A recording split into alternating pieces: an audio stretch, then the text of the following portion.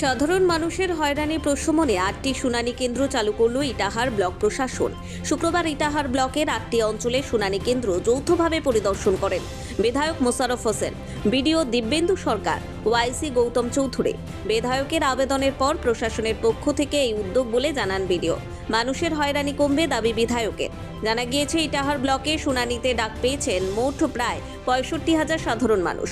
এতদিন ইটাহার বিডিও অফিসে চলছিল ব্লকের 12টি অঞ্চলের মানুষের শুনানি। ফলে দূর দূরান্ত থেকে বয়স্ক ও অসুস্থ মানুষদের শুনানি কেন্দ্রে আসতে সমস্যার মুখে পড়তে হচ্ছিল।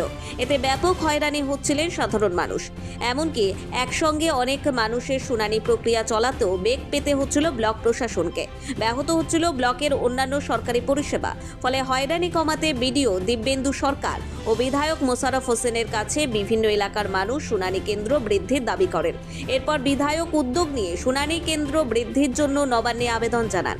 এরপর জেলা ও ব্লক প্রশাসন বিষয়টি খতিয়ে দেখে 8টি গ্রাম পঞ্চায়েতে শুনানি কেন্দ্র চালুর নির্দেশিকা জারি করা হয়। এদিন বিডিও, বিধায়ক ও আইসি গৌতম চৌধুরী যৌথভাবে 8টি শুনানি কেন্দ্র পরিদর্শন করেন। বিভিন্ন শুনানি কেন্দ্রে পৌঁছে সাধারণ মানুষের সঙ্গে কথা বলেন বিধায়ক সহ প্রশাসনের আধিকারিকরা। তারা সাধারণ মানুষকে কোনো রকম বিশৃঙ্খলা থেকে বিরত থাকার আবেদন জানান। পৃথক পৃথক এলাকায় শুনানি কেন্দ্র চালু হওয়ায় খুশি সাধারণ মানুষ। এখানে কি জন্য এসেছিলেন? আজকে এখানে একটা ভেন্যু হয়েছে, এমএলএ সাহেব রিকোয়েস্ট করেছিল, অন্যান্য পার্টি থেকে রিকোয়েস্ট করেছিল, লোকজন রিকোয়েস্ট করেছিল যে কাপাসিয়াতে একটা ভেন্যু হলে ভালো হয়, কারণ এখানে অনেকজনকে হিয়ারিংয়ে ডাকা হয়েছে। আজকে থেকে এখানে শুরু হলো কাপাসিয়া AM হাই স্কুলে। এবার এটা কন্টিনিউয়াসলি চলবে 2 তারিখ পর্যন্ত। আচ্ছা, হিয়ারিং ক্যাম্পে আজকে ভিজিটে এসেছি। ইটাহারে আমি অনুরোধ করেছিলাম যাতে ব্লক অফিসে একটাই ক্যাম্প হলে বয়স্ক লোকেদের এই ঠান্ডায় রোদ্রে যাতায়াতের কষ্ট হয়। সেই কারণে আমি অনুরোধ করেছিলাম 15-20 দিন আগেই ইটাহারে অনেকগুলো ভেন্যু বা হিয়ারিং সেন্টার করার জন্য। আজকে 8টা আমরা করতে পেরেছি, আমি খুব খুশি। ইলেকশন কমিশন এটা মেনেছে, আমাদের প্রশাসন মেনেছে, এটা করেছে। তবু আজকে আমি হিয়ারিং দেখতে আসলাম যে লোক লাইনে দিয়ে আছে, ছোটো ছোটো বাচ্চাদের নিয়ে, বয়স্ক লোক, কত কষ্ট।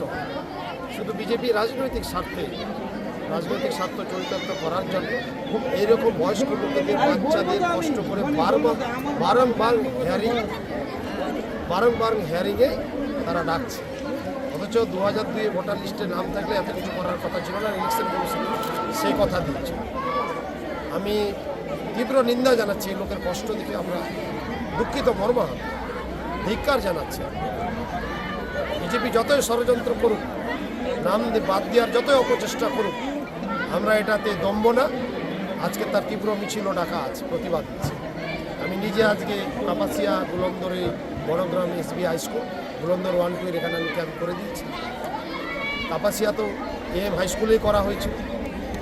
এই যে সব জায়গায় আমরা 8টা করেছি, এগুলো আমরা ভেবে করছি শান্তি শৃঙ্খলাভাবে আমরা হিয়ারিং সম্পন্ন করব এবং কারো ভোট বাদ করবে না। ডকুমেন্ট যেটাই আছে জমা দিন। ব্যাটিং হয়ে গেছে, অত ভয়ের কারণ নেই। যারা বাইরে আছে তারা, পরিবার এখানে থাকলে তারা তাদের পরিবারকে দিয়ে কাগজপত্র জমা দেন, কোনো চিন্তার কারণ নেই। ইটাহার থেকে দিবাকর মজুমদারের রিপোর্ট, কুলিক নিউজ।